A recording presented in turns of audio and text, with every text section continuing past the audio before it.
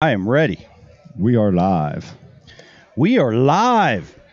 Welcome to the 2018 ICAST show. I almost said Bassmaster Classic. Yeah, you did. I felt it. We were just there. But we're here at ICAST. We're down in Orlando, Florida this time. Of course, we were here last year for ICAST, but this is the show. For you guys that aren't aware of what ICAST is, it's our industry show. It's for all the manufacturers, rods, reels, tackle, everything that's new, kayaks, boating stuff, everything that's new in the sport of fishing is first seen here, right here at the ICAST show. And because of that, everybody who's anybody in the world of bass fishing is here. From the greatest pros in the world, like the one sitting next to me, the tournament organizations and the bait manufacturers, the lure designers, everybody's here at ICAST, and we are too, and we're going to be bringing it to you right here at BassU.TV. We're going to be talking with the guys that are moving and shaking in the industry. We're going to be looking at all the new stuff, and we're going to be talking to lots of people about our great sport. And today, we're going to be talking with a lot of guys, some of the companies we work with, some of the things that are latest and greatest. Tomorrow, we're going to be interviewing a lot of the winners. What they do is they have a contest for all the products, and they select winners in each category. And we're going to be talking with those winners and looking at those products, because those are going to be the things we're going to be using and fishing with this upcoming year. But with me today, we got a lot of noise here at the ICAST show, as you might expect. But, man, I've got a guy that has started so young, still so young, and is busting it out on the Bassmaster Elite Tour. And he's here with us to talk, and I appreciate you being here, Skylar Hamilton. No problem. Yeah, that's good to be here. How are you, buddy? I'm doing great. Yeah, I've had my ups and downs, but it's all with the learning curve, being young. It's just different. The first year on the Elite Series was tough, and you learn a lot. And this year it's been a little bit not easy, but it's been easier.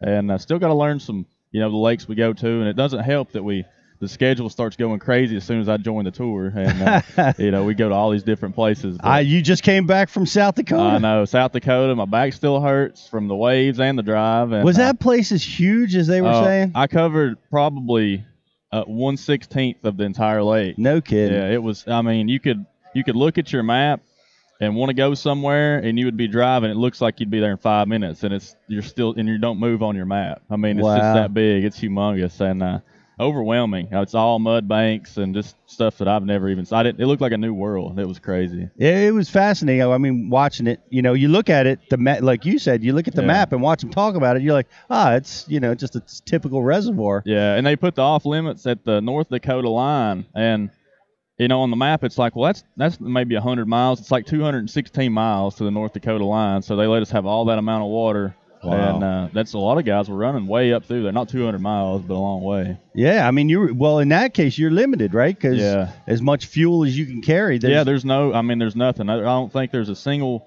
recreational dock. I mean, there's marinas and stuff, but like as far as homeowners, I didn't see a single homeowner dock just because of the sheer, every day the lake probably grows in size because of the mud banks. If you have a windy day, I saw mud falling off banks constantly. So it was just you can't have a dock because it'd probably be under the mud at some point. So if you were planning to be a dock fisherman in that tournament, you were screwed. Yeah, I was pretty much in trouble from the get-go. Is that your deal? Are you a dock guy? That's really how I got to where I'm at today. No kidding. Yeah. It's just something that I learned really, growing up. I fished out of a kayak a lot, so we had to cast underneath trees and sitting down. We didn't have all these fancy kayaks that we have now. You'd have to sit down. You couldn't stand up. I tried, and I fell out quite a few times. But you got good at casting, and I'm definitely not the best caster as far as skipping docks, but that was my deal. Fishing locally, nobody did that. Right. And kind of worked and even in the opens, a lot of the guys struggle with that kind of stuff, and it's just something that I thought I could do a little bit better than a majority of the people. And now it's like I've kind of gone away from that just because of how things have progressed. And I'll still, if I go buy one, I have to throw underneath it. But the Wahi was the only dock that I seen was off limits because that's where we were putting in at. And there was a 4-pounder underneath it every morning. So. That's awesome. Yeah, that was a very unique place. And like I said, you started young. I was reading something. Is this true? You fished your first open at 16? Yeah, the first one that I ever fished was on Douglas Lake, and which is where I live. I'm from East Tennessee, and my dad really didn't want me to do it, because he thought I would get my brains beat in, which he wanted me to fish as a co-angler, and I understood that.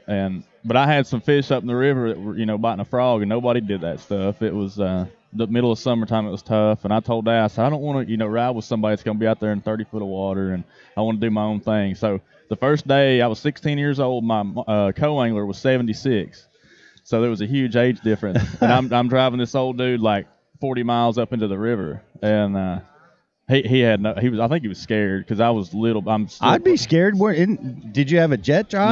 No, I actually had a Ranger at the time. It was like one of the first bass boats that we had, and so I drove it my entire life. But we went up the Nolichucky side, and the water was high then, so you could you just had to halfway know what you were doing. Yeah, well, just so you guys know that Lake Douglas, when you get up into where it turns into a river, it's all rocks. Oh, it's dangerous. Yeah, and the Nolichucky side's actually a lot worse. But when the water's high that time of year, you can take a bass boat about anywhere if you know what you're doing. Okay. Yeah. So and we went up there and had a great time. I caught like 13 or 14 pounds a day and ended up 23rd, I think. So. Oh man. I thought it was easy. Yeah. I was upset that I finished 23rd, and now looking back, it's like, man, I'd take a lot of 23rd place finishes. Yeah, absolutely. Every time. Every single time. Man. You'd have a good career. That would get a great career. You'd be one of the all-time greats in the Classic every year.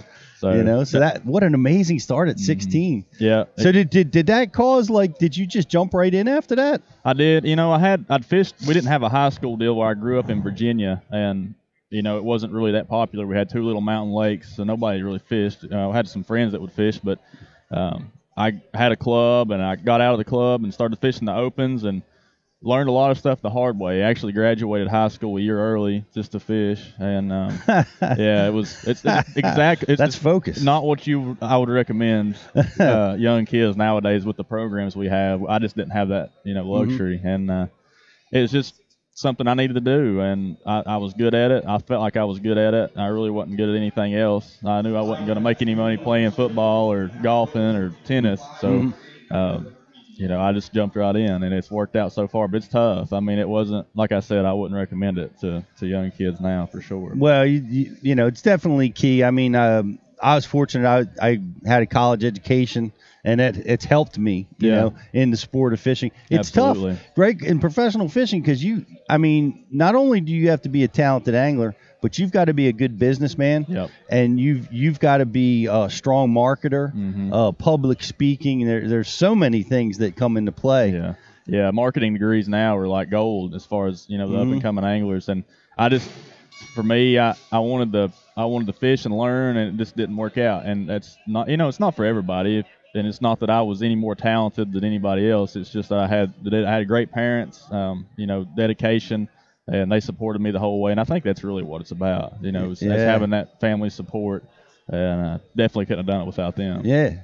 Loan you a few bucks when you run out. That's right. Yeah. We didn't have many, but I had some help for sure. It's easy to run out in this business. Oh man, yeah. But we're here. We have a couple sponsors in common. You work with Poptical Sunglasses. So do we.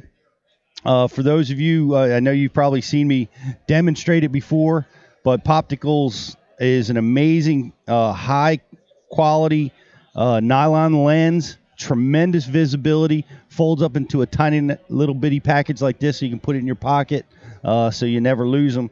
I read a quote: "Pop Star brown lenses, best sight fishing lens and glasses you've ever had." These are this is actually the pair that I've worn for a year now, and haven't had any problems out of them. And I thought that I'd seen the best, because we have to have the best especially during sight fishing events. If we pass up a 4-pounder, somebody else is going to find it. That's the thing that I discovered, because I'm not a sight fisherman. Yeah. I struggled in that area. And when I was out on the Bassmasters tour and the FLW tour, and the bass would go to beds, I would get crushed. Yeah. Because I never became proficient at it, so you got to be good at it. Yeah, and where I grew up, I did a lot of it on some of the clear lakes we had, and actually at the Kentucky Lake event, I was one of the few that made the cut. I caught the first day. I pretty much caught every fish off the bay. I had 18.5 pounds, and I saw every single one of them, and it was raining. So I think I don't know if I would have saw those fish with any other lens, but the brown lens definitely has came into play for me. And I've seen a lot of fish that I think people have passed over that are a little bit deeper, and I'm a short guy, so I have a hard time as it is. I need I need an advantage. And Popticals has definitely gave me that advantage for sure. Have you, off topic, but did you ever see that, use that big orange cone? Flogger? Yeah, no, I haven't used it. I started to get one for a wahi, but now we have that new rule where we can't have half of our body out of the boat. And I don't know where that line would be if you can't, to locate fish, it's in the rules. So I don't know if, I'm sure you could do it without half of your body being out, but it would probably be pushing it to have your head in a flogger over the side of the boat. Yeah. You'd be on that edge. A flogger, you guys got to, if you don't know what it is, it's a big orange cone that is basically glass plate, about yay big, and it just gives you about 5 or 10 foot of more visibility, depth visibility. And I was up at the FLW Costa. Yeah. I just happened to be up there, during that, while those guys were there. I wasn't in that tournament, but everybody was using them. On Champlain. On Champlain. Everybody was using them to find those spawners. But check it out, guys. Poptical sunglasses at the Bass University, BassU.TV. We often will, every quarter or so, we give great coupons, discounts on Popticals, up to 25% off these great glasses. So we want you guys to go check those out. Yeah, we've got, actually they have some new ones too that they just came out with. These are the Mossy Oak. These are the Pop Stars, like the frames that I love. And they have them in Mossy Oak. It's the copper lens. So camo's always cool, for fishing. And, we have a lot of people that hunt. And the copper lens just as good as the brown lens. It's just, it helps a lot. It actually helps a lot when it's cloudy and sunny. But I've seen a lot. I actually see fish better on beds when it's kind of cloudy than I do with the brown or the copper lens. Right. And helps me a lot. But they've got those out now, and they've got a new frame. It's the Pop Edge. They've got different lenses in them. It's pretty much the Pop Star, except it's got a little cutaway. It's a little bit smaller than the Pop Star. So if you don't have a gigantic head like me, then you need to, these are just pretty much the same frame style as the Pop Star, just a little bit smaller. And for people with normal heads, they have a little deal, and it folds around your eyes, so it helps with that too. It helps with light coming in, and great products, man.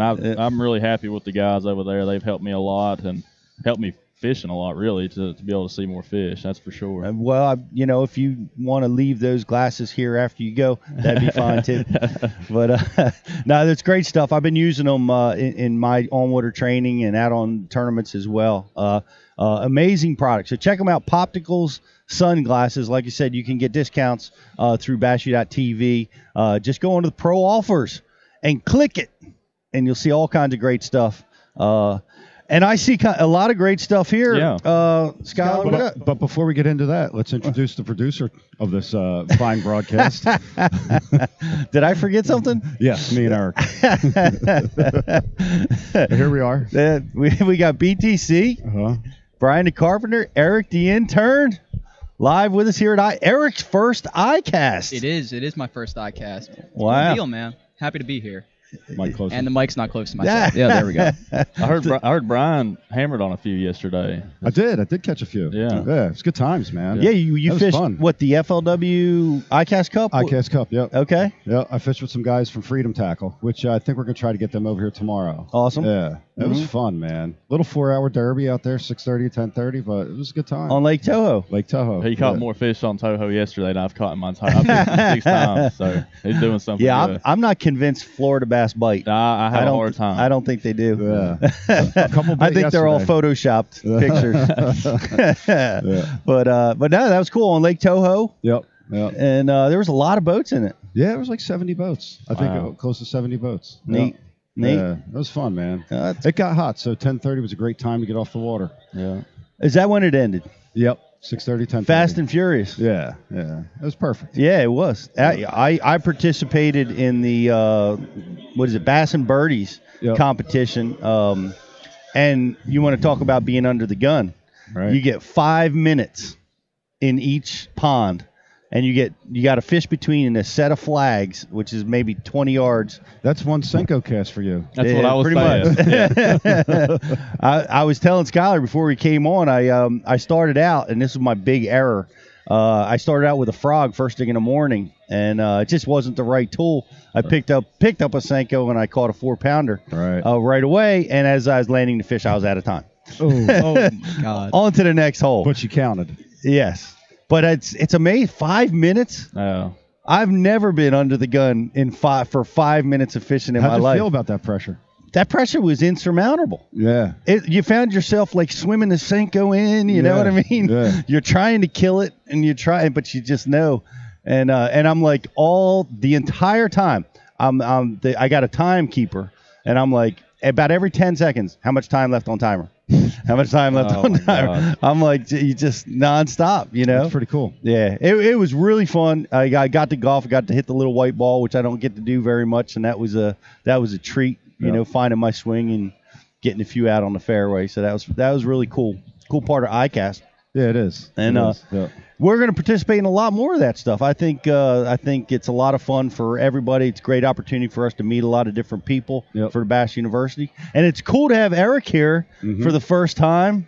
We're going to have a hard time, I figure, keeping him in his seat with all this new tackle floating around out here. Yeah, man, I got my eyes floating. That's for sure. But I also know where my place is. I know what I got to do. Yeah. So all right. I'm here doing well, my you thing. know what we'll do? We'll do like the Bass and Birdies. We'll give you a 5-minute break every now and I could work with 5 minutes. I could do something with 5 minutes. 5 minutes to cover the ICAST floor. But it's great to have you guys here. Sorry for missing the introduction. Oh, that's okay, Pete. And all is good. We are often so smooth, and everything runs perfectly here at the Bass University live show. But we're up and running. And but anyway, we're talking to Skylar about. I see a lot of cool baits, and that's honestly, that's what really a lot of people get really jazzed up on coming to ICAST, is seeing all the new tools and things that are available. I see some crazy business with a giant prop bait and a lot of cool stuff here. What do you got? I'm hung up on your tablecloth. That's all right. There we go. That means the bait stays here. Yeah, is that what it is? Yeah. So this is the Jackall chop cut. It just came from Japan, and we're going to start selling them here in the U.S. And the cool thing, it's just a prop bait, but it has a lot of fine details that the Japanese anglers are known for preventing line twists with the little wire deal here. With blade baits, I've always noticed you can't throw them on braid because the braid always gets tangled around the front. So you always have to throw mono or throw braid with a mono leader. But now you can throw it with anything because of the little wire that so it'll keep it out of the prop. And actually, one end of the prop is longer than the other, so it's constantly spinning.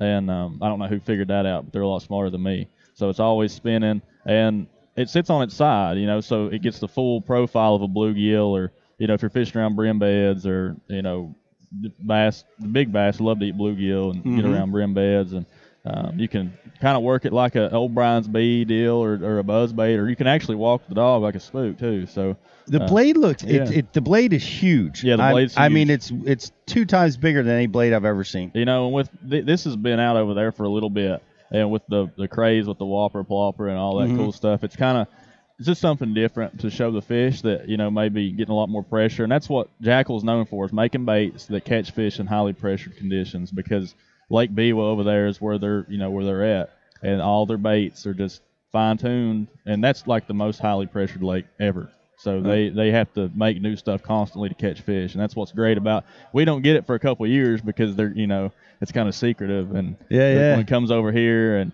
like their Nico worm and a few things like that, it's a big deal. We catch a lot of fish on it, but it's got swiveling hook, the on the side where the feather is. So. Now, see, that's pretty cool, because we got a cool tip about I think it was Fighter who showed us how to use braid as a split to replace your split ring so that it would rotate, and they've designed it right into the product. Well, that's the thing too, and I've thrown the Brian's Bee quite a bit, and you lose so many fish. I do, at least, probably because they come up and smoke it, and I'm just I'm always freaking out. But they always grab one hook or the other. It's not like they ever have it sucked down their throat, and I think that's going to help you catch. And they have a little feather on the center deal, because I guess it's just attraction. They want the fish hitting the middle of the bait instead of the back. And anything they do over there is just amazing. They come out with some crazy stuff so fast, and they're always working on new baits. And I've used a lot of them, and it's really helped me catch fish behind, because we're always fishing behind each other on the Elite Series. Right. If I can pull something like this out and catch a couple fish, it's always worth it. Yeah, that's pretty awesome. Yeah. That is Hey, huge. Toss that, Eric. Run up there and grab that. I want to get zoom in shot when you guys are done talking about it. No, that's good. That's good.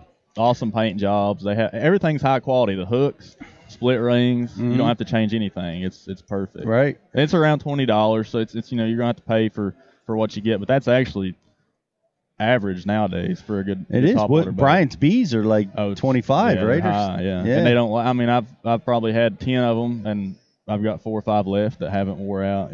So that's. Are they still in production? I don't know. I think they sell them on Tackle Warehouse. But Okay. Yeah. So that's. Well, it'll be that's an awesome awesome bait with some really amazing features, and that's the kind of stuff you see here at ICAST. See some other great stuff here. Yeah, this the Ned rig deal is crazy right now. Everybody's throwing the Ned rig.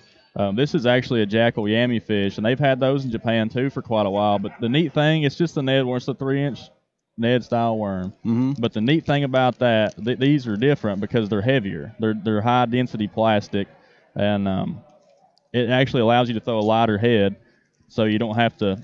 I always feel like when you're throwing such a small hook on a small bait that if you're throwing a larger size head, it's going to impede the hook set. So if you throw a smaller lead or whatever you want, tungsten or anything like that, you're going to get more better hook up. Yeah, and that's the deal. You don't have to throw nearly as big of a weight with these because they're heavier. You can actually throw them weightless, which is cool, for smallmouth, wacky rig them, and throw them for bedding smallmouth or cruising smallmouth, anything like that. But it's hard to find a 3-inch bait that you could wacky rig and throw it and not, have to throw a 10-foot rod or throw something crazy. So that's because it's got the extra weight. It's got extra weight. It's a high density deal. Yeah, and they have a lot of baits like that, like cover crawl and just stuff that looks more natural to the fish without having all that extra weight in your bait. It just makes a huge difference. But who would have thought something so simple will be so deadly? Oh yeah, catching largemouth. He's shaking his head over there because he just won a derby. I'll say on that little bait right there. I mean, Brian and I fished the derby on Saturday, and pretty good reservoir. It's known for big largemouth. You can catch smallmouth there too, but morning, everyone went right to the grass, right to the largemouth water, and there Brian and I are going across the reservoir, completely different spot. And I think out of 30 boats, 2 limits were weighed that day. Ours was one of them. Every bite came on the Ned rig, first place with 13 pounds. Yeah. A real tough day. Usually it takes 17, 18 to win a derby there, so no one was catching them, but that little bait put him in the boat. The Ned rig. It really did. And I got to tell you, I learned a lot from him about Ned rigging that day and about the way he does it. We had heavy winds, so I went with a heavier head. And we're fishing 6 to 15, something like that, a little bit of 20 foot. I had 6 pounds straight fluorocarbon, and somewhere around, was it a 1/4 ounce head? It might have been a 1/4 ounce head, it's right? The 1/6. They make a 1/6 ounce, Yeah. a 10th ounce, and the 10th ounce is the one I was throwing. Even in the wind, I kept telling him, look, it's all about that seductive fall. It has this really good helicopter fall on the way down, which those smallmouth just key into. And even though we had that wind, I was forcing myself to throw that lighter head. And that's made a what huge got the difference. bites. He got four bites to 1 for me. Wow. You know what I mean? Easy. So yeah, it's a game changer. Honestly, I mean, I remember Ike won a Bassmaster Open on Lake Erie, fishing the Ned rig. It's been around actually for a little while, but man, it's really just taken off. And we saw MDJ. Yeah, yep. He caught him in the Wahi. Yeah, he sure did. Yeah, amazing. Do nothing. Look at that. It's so stupid. Yeah, it's like there's nothing to that, Brian man. Some dude was like throwing out of Cincos or something, and started cutting them up. That's all it was. That's how it came around. Well, that's an awesome new bait. Now this is a cool bait. And a lot of guys are drop shotting with these mini, finesse, ultra finesse little swim baits. Yeah, and I'm going to let in a secret that I probably have never told anybody as far as what these baits are great for, and I've done it for years. It's the Rhythm Wave Jackall swim bait, and it's a Kitech style swim bait. But they have the the squid scent. It's actually, I think it works a little bit better, and they have great colors. This is a new color. It's like the Sexy Shad color. But I throw it on a real short leader with a drop shot, and I catch, if you have a bedding fish that won't bite, every single time. I have not passed up with maybe 1 or 2 in my entire life. that they will not, if you just nose hook it and small weight, they'll eat it. It don't matter if it's 10 pounds. How short a leader? Probably 6 inches at 6 inches, the most. Just keeping it in the front of his nose. And it's the last resort for me because I keep it on a spinning rod, like 6 or 8 pound line. And if I'm flipping and it just acts like it don't want to bite, and I always have one of these tied up. But it's like you don't want to. You don't want to catch it on this because it might come off because you're using such small equipment. Yeah. But you don't want to just leave it there, so you throw it in their last resort and they eat it. Right. Pretty much 90% of the time. So if you have to catch it, if you have to catch it, like me, it's like But the rhythm weight, and you can throw it on a jig head too, and that's a big thing. Casting just around grass flats and stuff for smallmouth up north, and or over rock boulders and all that good stuff. It's a great little swim bait. They make all different sizes. It's the 2.8, and that's the size I throw for bedfish. Awesome. Yeah. Well, that's a tool that I need because I have a hard time with bedfish. And we've been seeing it. Oh, I was just about to give a piece of Chesapeake information, which I probably could do it because this is public information. But we've been seeing spawning way past when they were due on that body of water. But anyway, great baits. This is the kind of stuff we're going to be bringing to you all weekend. We're going to be looking at all the new stuff. And speaking of new stuff, Bass Elites have come out with a new schedule. Yeah. Have you had a chance to mull it over? What do you think? Yeah, I looked at it a little bit. I haven't really studied it that much. It's just we have to drive a lot. I know that, which that's okay, but you're going all the way to the northwest, Washington State. Yep. Good Lord. Yep. So that's pretty much as far as you can possibly get besides Alaska. From Douglas Lake, that's got to be like 70 hours of driving. A long way. I think it's a day, and it's like 2 days. I don't know what the total amount is, but it's a long way. I might have to stop. That's 2,500 miles, man. Yeah, it's 2,500, yeah. Whew. Yeah. So if I drove 100 miles an hour, I'd get there in 25 hours. So that's and I don't drive that fast. My truck don't go that fast. Good. You're going to have to, I'm telling you, you're going to have to devote an entire week to travel there and back, you know? I don't, man. I don't talk a lot about that. It's kind of, they don't really think about us too much anymore, it seems like. So that's okay, though. I'm happy to be a part of it, but. Yeah. Well, you know, there are times when I definitely felt that way, too. Mm-hmm. In their defense, they've never been to the Northwest. No, and that's the thing. And I think it's a really cool part of the country. Yeah, people are wanting us to come there, and it's going to be great. There's just as many fishermen over there as there is on the East Coast, and they can't, it's not their fault that everything's based over here. And, right. So it's good to show them some love for sure. I'm happy about it. Yeah, I'm interested to see what transpires because Brandon Polinick, of course, he's from there. Yeah. And he travels all that. I guess he traveled all that distance his whole career, you know. Yeah. But but the fishing that he engages in up there is unbelievable. Mm-hmm. The size of the smallmouth and the spots and the giant largemouth that they catch in that part of the country is amazing. It's great. And it's like a wahi. It was a great fishery. The size was down from what, but it was cool just to go somewhere new, even though it was so far away. Once you got there and saw you just learn so much more. You learn techniques that you can use other places, and who knows, we may go back. And it was fun. And I'm just not looking forward to the drive. That's the only part that I really don't like. But. Yeah, well, Skylar, did you practice a wahi? No, I didn't pre-practice. No, okay. I just showed up. And actually, what was cool, well, it wasn't cool for me, but it was so area specific on that lake. It was like, I stayed at the dam because that was near the ramp. I devoted my entire practice to that area, thinking that usually on a lake, the bigger smallmouth hang out around the dam where the deeper water is and clearer water is. But it was the exact opposite. The guys that were running north up the river are the ones that caught them. Right. And all of us down there, like Aaron and Rick Clun and all of us that were down there on that end, we didn't catch squat. I mean, it was bad. So, and he's, Aaron's like one of the best at drop shotting. They just weren't down there, and it doesn't make any sense to me because they always weigh in down there. Yep. It just doesn't. I don't know why, but BTC, you got 2,500 square miles of shoreline and 2.5 days of practice, and you got 5 minutes. To make 5 minutes. That was 5 minutes per stop. Flip of the coin. If you practiced in the right area, you got to check. And it was just wasn't. I didn't go to the right area, but it's and it's weird that you say that. So often when they go to a new body of water, that's the way it goes. Yeah.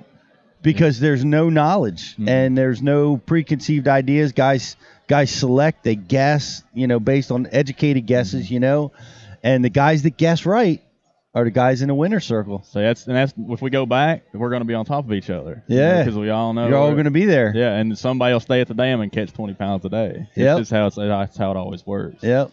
Yeah. Yep. It's you remember the first Bassmaster tournament on Lake Champlain? Roland Martin. Yeah. Went up to Missisquoi. Yeah. And nobody was like, oh, he's running all the way to Canada. It's like 25-minute boat ride. Yeah. And now, and it was a big deal because he ran to Canada and he flipped, for big largemouth. Yeah. We all thought smallmouth were going to be the dominant player. And that's the way it happens, The guys that guess right, they get the win. Yeah. But well, Roland's case, it would have been got the best information. well, speaking of information, the Jacob Wheeler rule, I guess as I've called it, the information rule. How's that affected things out on the for you in particular? Yeah. I mean, you're young. I'm telling you right now, I got information. I definitely did my research and how has that been this year with no information allowed? Before the rule was in place, I didn't receive a lot anyway. I had a few friends that would live on certain lakes and they would help me, but it was always, I've never been able to go somewhere that somebody's told me and catch fish. So it's like you put that in your head and it may be a lure or something that they've used or a color. That was more of what I like to know was a bait style or a bait color, because everywhere you go, there's a particular color, a particular style of bait that they just absolutely love more than anything. And you could find fish that way, but now you can't get any of that. And it's kind of hurt the younger guys, I think. I never really got in. I didn't trust people enough to want information. I've got a lot of help in the past on certain lakes, but I use it to benefit me, but I don't think I really fished areas that they told me about. It was just a bait color or something like that. But now it's all on your own. And I think there's ways that the guys are still getting some information. I don't know how they're doing it. Yeah, you think so? Well, it's just weird. You go to Oahe and there's like all this humongous lake, and then there's like they'll run 40 miles up the river and stop on a certain point. Out of 100 points that are exactly the same. It's just strange. And I don't know. It's just me, and I've always tried to work hard. I think you become a better fisherman. I want to be able to learn how to find fish on my own. And I'm not saying I never got information in the past, but I never used it a lot like other guys. I just didn't get a lot of good information. That's a problem. Are there any local tournaments on Oahe? I don't know. They had like 2, and I think they've got a 15-boat club or something up there. That's it? Well, there was a bunch of the clubs up there. I talked to them at Walmart because that's like where we were all. There was one Walmart like 30 miles away from the ramp. So all the elite guys were there. So all the club members were hanging out just talking to us when we were going there and buying stuff. And they have, it takes 20 pounds to win on average out of their club. But there's people that fish up there that definitely. Because what I was getting at with information, I think back to when Mike first started. He would do his research on a body of water, and it was Bassmaster magazines and, Fast Times. It was information, but he would look up the history of how tournaments are won, where tournaments are won, what they're won on in a, particular body of water. Yeah. So it was information. It was just done a different way. You know, he went and did his research through. And guys are continuing to do that now. Yeah. Right? They're going to do all the. They're going to right. You gather can go on all the internet and find. I stay on the computer for hours. That's what I've always done, just because I want to. And you still can't trust a lot of the stuff you read on. It's just right. You got to be careful. Yeah. And you got to be careful who you're getting your education from. That's why you got to go to bashu.tv. That's right. Because there's a lot of garbage out there. But Dave, I found out with information as well that I talk to guys and guys that want to help you are so excited to help you and sometimes arrogant about their information. Like this, if you just throw this bait on this set of trees, you're gonna win that tournament, and you put you're so excited that you've got this secret local piece of knowledge, and what it comes down to is what I found is that you have to learn to take information with a grain of salt. You got to qualify your source, and and you got to honestly, Roland Martin. You took a shot at my boy Roland for getting information, but the key to his success, in my opinion, was his ability to adapt. Like he would take the information. The best information in the world is only good for a couple of days, in most situations, right? The fish are going to change, the bait's going to move, the weather, something's going to happen. But Roland could make that adjustment, and that's I think the key is taking that information and extracting the important pieces, lure color, maybe size, or commonalities of depth or something. For me, and you touched on a good point.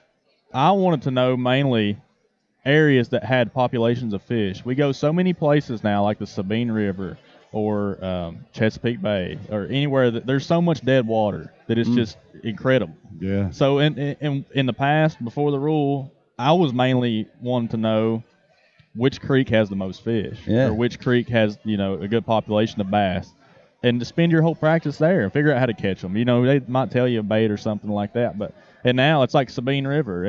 I had to narrow it down between 3 or 4 creeks just from research on the internet, and I figured out a good place to fish and did well. And some places like Oahe, I had no information whatsoever from the internet because it's so hard to find stuff. You don't know that there's a better population of fish up the river. You just have to guess, and it's just way too much water to figure out in 2.5 days. Oh man, 2.5 days. That's crazy. And that's one. But you guys are still able to do that. You're still able to pre-practice, right? Which is one of the parts of fishing that I really liked. I like to do that study and get there and pre-practice. So you're allowed to do that. Is there any changes in the information rule moving forward? Is it going to hold steady, or as far as I know, I haven't heard anything. But they and they allow us to pre-practice with people that aren't in the tournament. So as long as they've never been there. So like my good fishing partner back home, Josh, he's never been to Oahe or Chesapeake Bay or anywhere. So I could take him with me, and as long as the only information he obtains is with me, then he can fish with me. But if he'd been there fishing before, he can't go with me. So, like, if they have an Elite Series tournament on Douglas, I pretty much can't fish with any of my friends, or any of my friends or anything like that. Yep, that's kind of a shame. Yeah, I mean, and they have it. I haven't looked. I just don't fish with. Now, last year, I'm buddies with Ike, and the Chesapeake is, and none of us can fish with them for a year. Yep. Talk about it. You try to have a conversation, about what's going on the waterway, and you just can't do it. You can't do it. Yeah. You can't talk to any of your friends. No, talk to any. Which we have with the classics on Fort Loudon, Tennessee River. 30 minutes from my house. So I can't. We fish down. I've fished a lot of local tournaments down there, and I fished with my dad down there before, my buddy Josh, and I don't know. Because they haven't fished there without me, I don't know if I would still be. They've obtained information with me, but if they fished there by themselves or with anybody else, I wouldn't. I don't know how that works. I just would be rather be safe than sorry and not go down there with them. But it's weird. There's a lot of we're getting a lot of rules. And they're not bad. I like rules, but it's just so complicated, and you can look at them different ways. And Tripp's pretty bright, and he really does a pretty good job at it. And thinking through, because there's so many variables. When you create a rule or alter a rule, the ramifications, when you really start looking at it, they go a long way. But the interesting thing to me, and this is BTC, who's not listening right now, might be interested. I thought the information rule was designed to, in my opinion, kind of take advantage away from the young guys that are doing the internet work, and they were attempting to create an even playing field so that maybe the guys with more experience, maybe they would have a bigger advantage now. I don't know, but what I'm seeing. I'm not seeing a difference. I'm still seeing. I'm seeing a lot of the younger guys doing extremely well. I think that a lot of the veterans they have a lot of knowledge, and definitely a lot more knowledge than I do on bodies of water. But I think some of them are getting so much help that it's kind of hurt them, after not being able to get it now. And they can fall back, and it's like we have all these new lakes and all these new schedules, and that's playing a factor too. But if we go back, like we're going to St. Lawrence River for the 100th time, and it's just. I've been there twice, and there's people that have fished there longer than I've been alive. I know. That stuff helps them. That was the first tournament I ever fished back in '97. So, and they've been going there before that. Yeah, I think it's evened it up. I think it's definitely hurt the younger guys. But I think it's right. I think it's how it should have been started from the get-go. But now I think we're on a good pace for sure. Yeah, you guys will be all right. You could still read without reading glasses, and your body don't hurt when you wake up in the morning. Yeah. There's a balance. There's a balance. Yeah. Speaking of, you still got a long life ahead. Yeah. All right. Well, hey, something else that's unique about you is you fish out of a tin boat. Yeah, I fish out of an Express X21. It's a all welded aluminum boat for sure. Yeah. That's unique. There's a few of you. Bill Lowen. Yeah, Bill Lowen. He fishes out of one. Yeah, I fished out of one last year. And it's got a 250 Yamaha on it, so you're definitely not lacking for power. It's nice. That's what I qualified for the elites out of, and actually out of an 18-foot boat. And it's a tool. Your boat's a tool. Yeah. And I wanted to use it like a tool. I didn't want to have to worry about rocks. If I want to jump beaver dams, I can. And it's just. How do you jump a beaver dam? Very carefully. Yeah, very carefully. Is there like a technique? Like, do you drive up slow and push over? Well, you have to at first to see how solid it is, and depending on how solid it is, depends on how fast you need to go. Right. So if it doesn't move very much, you got to go really fast. But if it moves quite a, if it sinks down, you can kind of push over like a log. But if it's solid, you got to hit it. You got it. So you literally got to jump. Yeah, you got to hit like 40, like Fonzie. like 30, 40 mile an hour. Yeah, you got to hit it. It's going to give away. I'll tell you who Fonzie was after the show. Oh, I know. Yeah.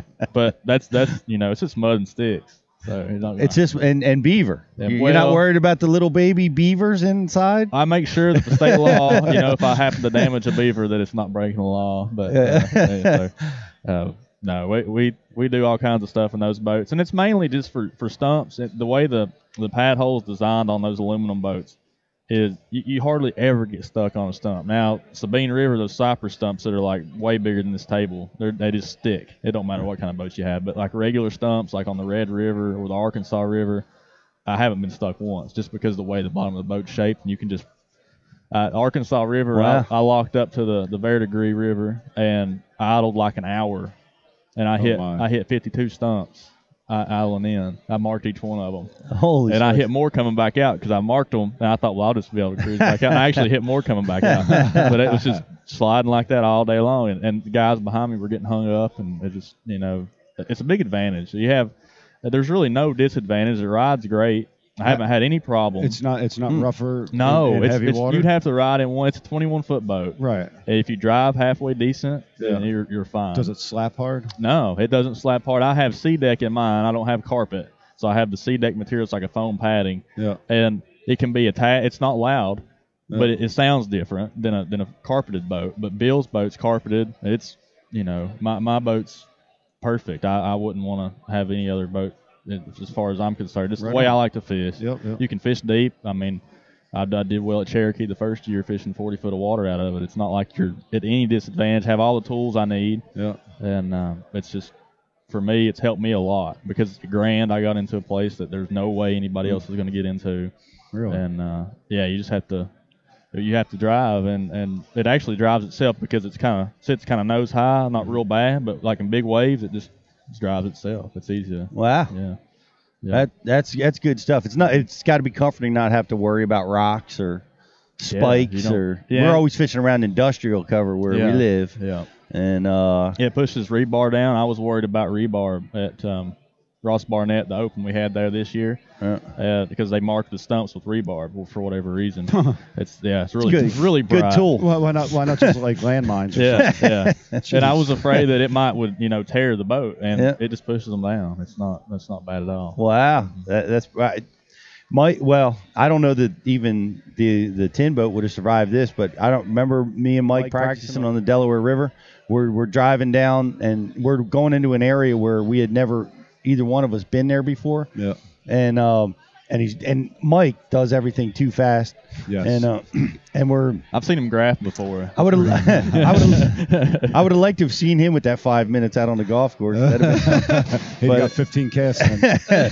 But we're idling too fast through an industrial system. And I'm punching the air brake, you know what I mean? Yeah. Like, you don't know where we're going. I don't know where we're going. Yeah. Why are you going at 8 miles an hour, which may not sound like a lot, but it's a lot. Fast. That's fast. Yeah. And as he's pushing water in front of the boat, and the water that he's pushing out hits something and it's starting to bounce back at us. Yes. And Here's we your both sign. we both see it, you know? and I'm like, and Mike just because he doesn't use a foot throttle, so he takes his gear shift and jams it in reverse. It's all the way down, full throttle, you know, and it stops the boat, but it's too late, and the nose of the boat just go bam and hits like a 1-inch corrugated sheet metal sheet piles that were sticking out, and it cut through his what's those hull guards, like gator guards, and it just cut through the fiberglass. Express, I know you build a great boat, but it probably would have cut through that too. But certain thing, it's like my gator guard's actually made out of Kevlar, so I have a heavier duty. Wow. Hey, well, come on up to the river and we'll try it out. No, I don't want to hit that. They're not. That's what they first told me when I got on board with Express. They're like, these boats are not indestructible. You know, because I was like, I know that. And they don't want me to like jump metal stuff. And so beaver dams are good. Yeah. Yeah, industrial, not so much. Yeah, as long as it's legal to jump beaver dam, you got to check with your. Back to that thing. What do you do with your outboard when you're jumping? Are you trimming up? Are you jacking up? What do you do? You're not trying to clear, all at one time, but you have to get, depending on how wide the beaver dam is, it's a lot different than a log because logs you can get up and it falls right over it. Right. Beaver dams usually are wider. So you have to make sure that more of your weight is across it before you stop. So you don't want to – sometimes you go all the way across just if it breaks away. And it doesn't hurt your engine. It's not like rocks, just mud and sticks. But the main thing I try to do is get all the weight as much as I can. Over. Yeah, but you don't want your engine to be up in the air either and you be stuck on top of it. Then you're screwed. You're not you're just – 112 pounds of thrust only does so much. But you want, at least 3/4 of your boat across the – so you got to have enough momentum to do that. Yeah, and it's deceiving because Mississippi River, I was waiting. The water was rising every day, and there was a beaver dam that was about 5 foot tall at the mouth of this deal, and there's this huge lake behind it. So the second day of the tournament, there was only about a foot. The water came up so fast, and I hit that beaver dam, and my boat went straight up in the air. There was no way, and it was a small little beaver. You have to try. It's not safe. I wouldn't recommend doing it, but I made sure my marshal was okay with me trying, and I hit it, and I never did get across it, but you don't want to get stuck. That's the big thing. So you checked with your marshal. I said, dude, you okay with me? I just wanted to make sure. I don't want to be the guy that kills my marshal, so without his permission. Yeah. So that's something you don't even account for. Yeah. So in my mind, I'm thinking I'm seeing you doing the Evel Knievel, like jumping, 5, Chevys or something. Yeah. Getting air.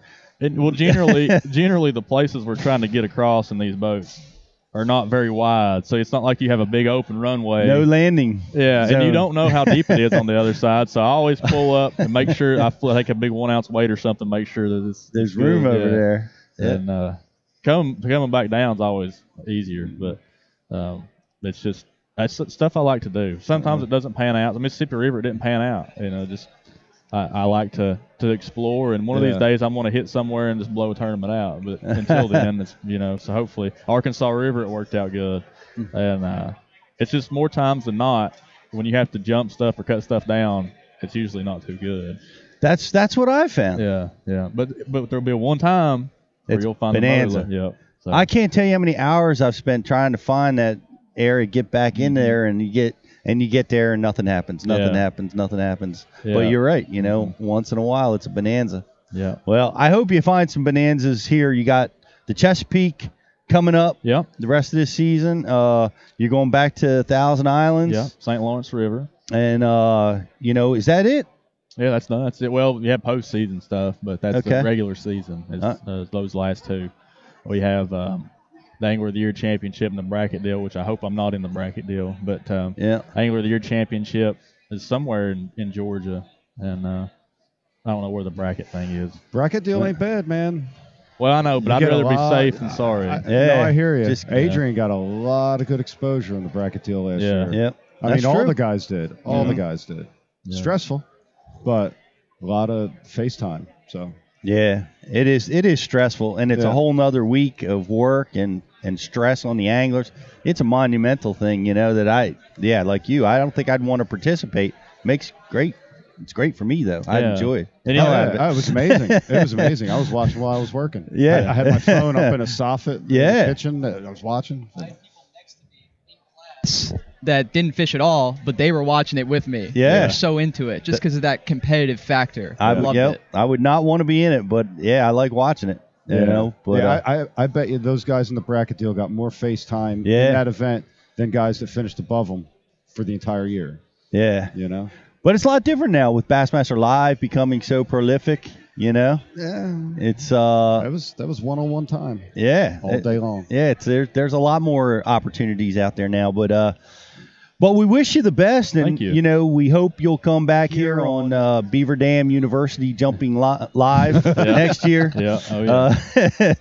That was awesome. To be honest one of with these you, days, one of these days I you'll be always wanted to watching know live. how to do it. You know. Yeah, you just have to hit it fast. That's the only thing I can say. I love it. But wish you the best of luck, and once again, check out Popticals. We got great discounts over on BassU.TV. Pro offers, check them out. Jackall's coming out with some new products. We've got a lot more coming. We're going to be back with more live. Who we got coming up next? We've got Alan Luck from Keep America Fishing. He's going to come on here in a few minutes. Oh, that's great. Keep America Fishing, Pitch It campaign. We've been promoting it all year at Bass University. You want to keep all that plastic in your boat, make it into a recycling bin or receptacle. Keep our lakes clean, keep our rivers clean. That's what we're all about, and we look forward to talking to Alan Luck, see what's new with that group, and we'll be right back in just a few minutes. Yeah, it gives about 10 minutes.